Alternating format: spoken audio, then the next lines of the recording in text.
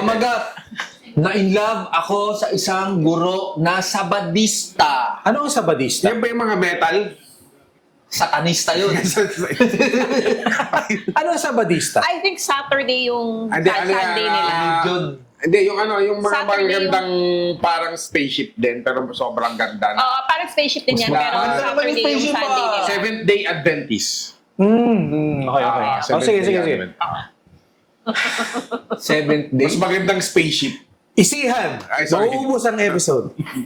Isihan. Ang Sabado ba, seventh day? Parang sixth day yan ah. Hindi. Depende kung saan Sabado ka yung nila. ano nila eh. Yung Simba. pag seventh day. Sabado nga yung Sunday nila. Medyo mas mabilis na ako mahaba daw ng unti. Okay, Dear Sir Monra, Direk RA, Sir Junet, DJ Angel. Hanggang ngayon, di pa rin ako makapaniwala na wala si Tado. Eto, parang pinake minsan yung ano nito eh. Sitwasyon nito eh, nung una ko narinig ito eh.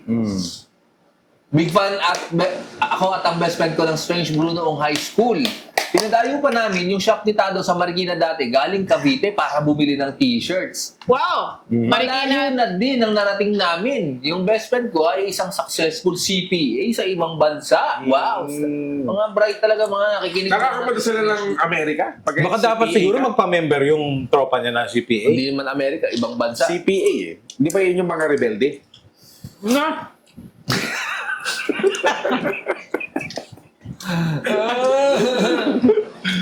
Mga Easy, CPA, easy. At ako ay isa ng unsuccessful na creative Sorry. director. Wala pa rin kupas. Ang ganda ni DJ Angel. Wow! Yun, no? Sana mabasa nyo ang sulat kong ito maski medyo biyag na lang ang haba. Magme-members only ako kapag binasa nyo ito, promise! Mag-member ka na ngayon. At saka yung ano, hindi nyo makikita dyan. Wala pa siya eh. Malay mo. Mga ano? Malay Mga mo. ano? Yung tropa niya na CPA, na lumaki sa Strange Brew, kailangan mag-member din. O, tuloy. Title. Na-inlove ako sa guro doon sa Badista. Good news! Hindi ko siya teacher. Walang malaking age gap. Legal ang galawan namin. May disclaimer pa. Disclaimer, oh. Bad news. Sobrang labo na nangyari sa amin. Mas malabo pa sa kwento sa sabaw ng adobong pusit at dinuguan. Ay! Itago na lang natin ang pangalan niya bilang Binibining X. Itago niyo na lang din po ang aking pangalan. Huli na ang lahat. Kanina nabanggit ko, kuya. Ngayon lang. Nagsimula ang lahat sa pagsa-swipe lang. Swipe lang? Ano yun? Tinder? Ano ba yun? Tinder yan, Tinder. Ano? Minsan kasi, swipe lang. Talaga, ganda lang ah. Basta. Natutuwa ako sa profile ko. Natuwa siya sa profile ko sa Tinder. Ito ang nilagay ko dun dati nung nasa apps pa ako. Hindi ganong kagwapo, pero putang ina, lalagyan ko ng rainbow ang buhay mo. Yan ang ano niya, slogan. So, nasa Tinder siya. Akala ko ba strict yung mga spaceship number 2? Hindi siya, basta, wala pa doon, wala pa tayo doon. Malamang hindi siya ganun, kaya nasa Tinder to. Okay. O kaya hindi siya panatiko. Hindi siya yung na-in love. Na-inlove siya sa guru na... Sige, basahin mo na natin. Hindi siya. Nagsimula kami sa pagme-message lang sa Tinder, pero dito Mugal, hiningi ko na rin ang number niya. At alam naman natin lahat na kapag lumipat na mula sa Tinder papunta sa text messaging ang usapan, ibig sabihin, nagkakagaan na ng loob sa isa't isa. Kumbaga, level up na. Meron ng good night at good morning. Siya na at ang mga usapan nyo ang highlight ng araw mo. Wow. Naging parte na ng araw ko yung kausap ko siya. Alam ko na ang paboritong flavor niya ng pancit canton, sweet and spicy. At timpla ng kapeng gusto niya sa dami ng nakausap sa Tinder. Alam ko na yung hindi, ano ba to, CPA ka ba? Tayo hindi ka nagpi-period. Hindi, tropa niya yung CPA. Creative director, kaya pala yung Nakakainis, unsuccessful. di ba? Sabi sa'yo eh. Okay. Sa dami ng nakausap ko sa Tinder, alam ko na hindi kumakain ng manghang ay mga boring lang ang personality. At sayang lang sa oras sa kausapin. Tama ba yung yan, teorya tama yan. na yan? Pag boring, pag hindi ka mahilig sa bata? Oo, kasi Ganon? Sabi, DJ Angel, Totoo? kinakain ko lang oatmeal eh. Out na yun. So hindi ka ba mahilig sa manghang? Hindi, okay lang. Marang at papaya lang nakain. Wala naman akong food preference. Pero iba siya. Maski anong topic, di kami nauubusan ng kwentuhan. Lagi naming wina-one up ang isa't isa. Pagalingan sa pag-introduce ng topic, walang katapusan ng mga kwento namin. We found anything under the sun interesting when we communicate with each other. Instant spark, maski sa usapan pa lang. Kaya ayun, dito magal ay nag-decide kaming magkita sa personal at mag-date. Yun. Nagulat ako nung una kaming nagkita. Mas maganda pa siya sa personal kaysa sa mga profile photos niya. Ito yung mga panahon na wala pang verification yung app. Kaya madali pang mag-catfish. Okay ang first meeting namin. Nagustuhan niya ng sobrang personality ko bilang lagi ko daw siyang napapatawa at dahil ako ay cultured AF. Ako daw ay cultured as fuck. Dahil sa hilig ko sa mga sine at libro. Ganon din naman ako sa kanya. Probinsyana siya. Pero iba ang pagiging sophisticated niya. Sobrang plus pa na napakaganda niya. After ng first date na yon ay marami paulit na mga sumunod pa. Hindi na naging problema ang difference namin sa pananampalataya. Ayun. Wala bang nag-describe ng unang kita? Nung una, pangit niya. Laging maganda nakikita. Tingin ko kasi hindi natutuloy sa pangalawa siguro yun eh. Kung Ano mo, yun yung initial na kung pangit, ginose na niya. Wala nang kwento. sa sobrang sarap niyang kausap, tinagos yung pagkapangit. Nangyayari din Diba? naman yun. Interesting to eh. Well, Ang anyway. ganda nung linya mo na yun parang pwedeng t-shirt Hindi, baka yung Sobrang sarap kausap. Tinagos yung pagkapangit. pero malamang yung mga letter sender, gano'n, kasi lahat sila nagagandahan eh. Hindi naman sinasabi na sobrang gwapo nila, napaka sila yung interesting kausap. Hindi naman sila Tumagos na, tumagos. sinagos yung pagkakang... Kapangitan. Oo.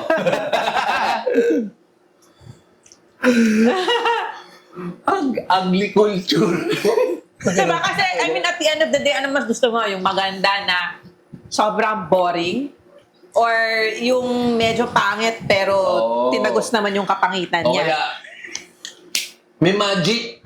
Parang, nget pa siya. Oo. Corny kausap, pero may something eh. Nga, may X factor. Oo eh. May ganun eh, di O, ba? so tagos na tagos, di ba? O kaya, minsan meron ding super ganda. Parang ayoko na makita to. Meron ganun eh, yung parang, alam mo yun, bland, boring. May nakita ka na bang ganun na pogi na Oo. boring? Yun na to. Oo. Oo. Boring. Ay, mayaman. Pogi. Macho. Yun lang. Yun lang ang meron siyang offer. Or meron ka nang nakita na nget pa. Pero, X Factor, interesting, fun. May kaibigan tayong ganyan. Kaya nga, meron ka na bang tablado na to si Pogi kasi corny siya. Pero ito si Pangit, pwede to tambayan ko nga. Baka tumagos. Baka tumagos. Oo. Oo, kasi parang syempre, I think, Meron ka na tinagos na nget pa pero okay naman. Mabait. Or dapat, sa sobrang lawak ng mo, sobrang lalim ng mga selection mo, walang ganon. Lahat, shoot lahat. hindi priority ang physical, I think. Hindi priority yon. Pero may mga limitasyon. Ang ganda. Ganda na. Hindi Ako, marami priority. akong mga pwedeng example dyan. Pero merong hangganan yung ilalim. Okay. Yung marami akong example dyan. Yung sa mga La Union, Baler, saka Siargao. Nakakuha sila ng mga magagandang Nasa panlasa na rin kasi yun eh. Foreigner. Yun nga, Si foreigner, yung panlasa nila, iba din eh. iba rin. Iba rin Oo. panlasa nila no? Kasi, diba sa Lokal yung Sa gusto nila. Switzerland. Mm. Mga magaganda ron, parang magkakamukha na sila eh, di ba? Ngayon, pagpunta nila sa, halimbawa, sa Siargao, wow! Damn! Look at that! Tapos ano pa yun, basel-basel pa yun, di ba? Dahil kakasurf eh. Tsaka ipapadala nila yun sa mga homies nila sa Switzerland. Aray, uy, grabe, pupunta ako dyan! Sunod ako bro, pakilala mo ko sa friend Anong tawag doon sa ganon? Exotification. Exotic. Oo, exotic. Exotic sa kanila, pero sa atin, Oo, sa atin, ngi. So, babalik dun sa beholder. Oo. Saan tayo? Hindi na magal, niyaya ko siyang magbakasyon sa aming probinsya. Parang ito yung meeting the family. Pinakilala ko na siya sa aming tita. Patay na mama ko nitong mga time na to. Okay naman ang lahat. Matagal kaming nagde-date nito. Hindi ko na maalala, pero siguro nasa 4 to 8 months na kami magkakilala. Natuwa siya sa aking pamilya. Sobrang simple lang namin, pero naramdaman niya ang hospitality sa kanya. Pinagluto pa siya ng paborito niyang nilagang baka. Wow. Bawal silang kumain ng baboy tsaka hipon. Hipon? Ano masama sa hipon? Oh, baka Bawal yata sa religion nila yan. baka may allergy. Oo. Baka Yung baboy, allergic baka bawal. Hindi, Sa- bawal yung parang mga Scavenger. apat na ano yata, Apat na kamay. paa at saka Octopus, yung di mga pwede. gumagapang Sana sa Old Testament siguro yan. Oo, nasa Old Testament yan. Seryoso, may ganon? Crustaceans nga ata hindi pwede kung magiging, ano ka, shellfish. Oh. Shellfish? Alam mo ba si Tado, hindi Mollusk. kumakain ng Mga isda mollusk. na galing sa freshwater? Kasi Dahil? nagabay-late siya eh. Hindi ko alam. Hindi wala siyang tiwala. Tsaka ayaw niya ng chesa. What's chesa? May prutas na chesa, di ba? Chestnut. Hindi chestnut. Achesa. Achesa. Chesa! Chesa, roasted Chesa sa amin. open Ang fire. chesa ba ay... Sa Chabacano, chesas eh. Ang Google chesa niya, ay yung dilaw yan, di Oh, ba? dilaw. Na parang creamy yung loob. Oo, na para din siyang lasang chiko. Kasi Yung daw, texture. Pero siya Chico. Nung Hindi bata chiko. siya, Oo, lasang chok siya. yung tita niya, pinapakain siya ng chesa, ayaw niya. Oo. Tapos lamunin mo. Tapos na-trauma siya sa chesa. Tapos sabi ko, alam mo, Tado, para sa mahirap na tao, ikaw yung pinakamaraming ayaw ko. Kaya nga. Tama. Juicy, ano ba to? Ang choosy. Parang laki sa hirap naman to. Meeting with the family, ito. Tado, trivia lang, no? Miss you, Tado. Miss you. Ngayon, tapos na yan. Nasa probinsya, nababoy tsaka hipon na. Nanood kami ng sunset at nung kinagabihan ay nag-night swimming pa kami. Wow. Sa may tabing dagat ang setting natin ito, mga idol. Hubad yan? Okay. Pero papunta doon eh. Beach pa lang, swimming. Oo, papunta doon eh. Mukhang pang Viva Max eh. Probinsya, uban. Mukhang pang Viva Max eh. Viva Max. Pinagluto ng baboy. Tingin ko papuntang Viva Max yan. Alam mo ba yung sa totoong probinsya, suswimming sila naka-t-shirt? Taka Viva Max basketball dun. shorts. Sa movie lang yun. Okay. Naka-t-shirt nga sila, no? Eto na nga. Oh. Romantic getaway talaga. Hindi Viva Max getaway. Star Cinema. Talaga, maski simple lang ang lugar namin sa probinsya, bilang isang gentleman, at dahil dating pa kami nito, at hindi ko pa nakukuha ang matamis niyang oo para maging girlfriend ko, siya ay syempre, magkahiwalay kami ng kama sa kwarto. Advance ka mag-isip, ubad ka agad eh. Di ba? Magkahiwalay pa. Strict ang tita ko doon sa akin. Kaya ganon ang ibinigay sa amin na setup. So, nasa beach na ganon si tita. May ano pa, may girlers. Ano pa? Si Pito. Prit! Ikaw! Layo ka pa. Layo. Pero nagulat ako dahil sabi niya, ay, tabihan ko siya. Ayun! Pero, syempre, di ako tumanggi. Ako pa ba ang tatanggi sa grasya? Ayun na! Eto na, DJ AJ ang hinihintay mo. Eksena. Viva Ito na naka-fast forward eh. Forward! Hinawakan niya ako sa dibdib. Tinanong niya, bakit naman bilis ng tibok ng puso ko? Uy. Parang sa pelikula ko lang ito napapanood dati. Siyempre, Kasi kasama kita. Sagot ko. Wow! Humantong ito sa halikan. Uy! Ito yung mga panahon na 2 to 3 years na ata akong single pagkatapos ng huli kong GF. Kaya di ko napigilan. Sabi ko sa sarili ko, sa wakas, makakatikim na ulit ako ng luto ng Diyos. Ang ganda! Ang ganda! Pero, subalit, datapwat. No! Uh-oh. Hanggang first base lang pala ang kinahinatnan. Ano ba first base? Halik lang. Halik lang? I Hawakan guess. lang. Naghalik na sila eh. Momol. Momol. Hawakan lang sa dibdib na mabilis ang tibok ang puso. First base. Ito yung first base. Yun yung first base. Ang nilamas siya. Yung lalaki. Sayang nila. Okay. Hindi niya daw gagawin if hindi pa siya kasal. Nako. Ang So, luto ng Diyos, pinag-usapan. ano pa lang, tagtag ng gulay lang. Oo. Wala pang Hindi cooking. pa kasal. Hindi pa naka-on ang Pala. kalan. Yes, Oo. kaya wala pang luto ng Diyos. Pambihira, umurong ang bed ko. Sinabi niya lagi. Sinabi niya, ayun o, blue balls na to. Napakasakit, Kuya Eddie. Blue balls nga, sumakit eh. Ganito pala ang tinatawag nilang blue balls. PI, ganun pala kasama yung pakiramdam. Naramdaman niya ang pagkadismaya ko. Kitang-kita siguro sa mukha ko, inalok niya ako ng dry. Ayun na. Considerate din to, girl, ano ha? Ay, pa. Kasi siguro naawa na. Oo.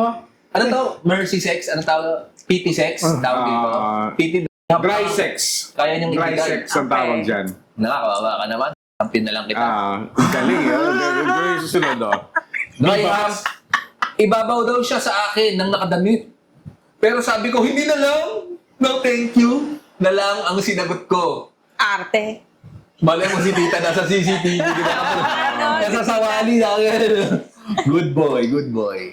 Wala, Sige, okay yan. Pwede yan. Maganda pagpapalaki ng magulang sa'yo. Isang malaking sampal ng expectations versus reality ang nangyari sa akin nung moment na yun. Di pa siya pumayag. Bali mo matuloy yung na yun, di ba? Kaya nga, oo. Di ba Sabi nga ni DJ Angel, at least nakatikim ka ng... Oo. Oo, di ba? Malay mo, itong, siyempre, Bali mo mapunta sa kilawin yung luto. magaling camp to. Di ba? Specialista ng camp to kasi Oo. Yun yung... yun yung limitasyon niya eh. Dahil galingan na lang niya. Oo. Diba? Sa best camp ever, mas malupit pa doon sa real team. Wow. Kapag ganun, di ba? Oo, malay mo, di ba? Oo. Di ko din naman siya pinilit. Meron siyang troubled past pagdating sa ganito na hindi ko na lang ikukwento. She experienced before. Bilang respect na lang din ay tinatagan ko ang sarili ko at inalala ko ang 14 na taon ko sa Catholic school. Yeah. 40? 14 years. 14. Okay. Okay. Ilan ba ang high school? Hindi, kasi may grade 7 na eh. Kaya nga, Tapos meron pang grade hanggang grade Baka 12. mula grade nursery. 12. Hanggang 12. Malamang nag-repeater to, kaya 14. Tapos may nursery pa sa kinder. Hindi, but di ba 14. grade 10 is 4th year high school? Hindi, malay, bagsak to. Hindi, may nursery pa eh. That's college. Nursery, kindergarten, grade 1 hanggang grade 12. 14. Katikisim pa. Oo. May prep pa, di ba? Oo. May prep pa bago mag-grade 1. Hindi, basta. Inisip niya. Ayun, napuyat lang kami para sa wala. What? Para sa wala. Oo. Meron naman, Meron nagkukwentuhan naman kayo. Kaya nga. Hindi, tsaka yun lang pala yun, di ba? Oo, Saka nagmomol sila. momol kayo. Pwede na yun. Tinangyamin eh. Kaya nga, Okay di ba? na yun Kasalanan Yun niya. lang ang kaya niyang bigay. Di ba? Tanggapin mo na lang. Tanggapin mo na lang yun. Meron yun kasi pinuntahan ka nga sa bahay eh, di ba? Oo, sa probinsya Sa nga. probinsya ngayon. Kinaumaga, namasyal pa rin kami at naglibot-libot. Tapos tulog kami nung tanghali. Ha ha ha ha ha. After nito, parang may doubt na sa isip ko. Siguro dahil sa experience ko din sa unang relationship ko, ay naisip ko din naman na uso yung saving yourself for marriage. Di mo talaga mapipigilan kung mahal nyo ang isa't isa.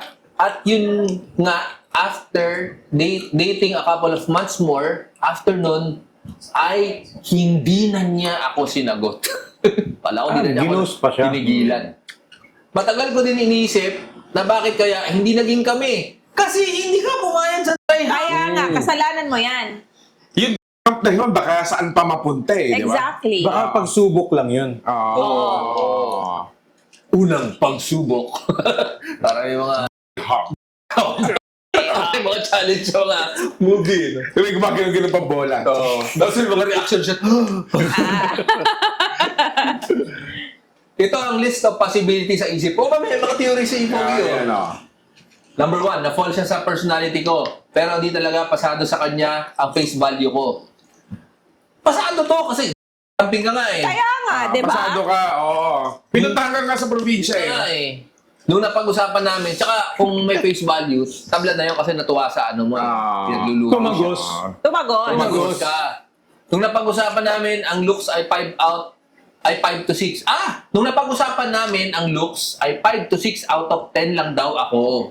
Average. Pwede na. Tumagos nga siya. Oo, Tumagos. Tumagos. Yung sinabi mo kanina, yung tumagos? Basta tinagos. Personality, tsaka yung hospitality, di ba? Number 2, marami pa siyang ibang ine-entertain na manliligaw bukod sa akin. Kasi maganda talaga siya.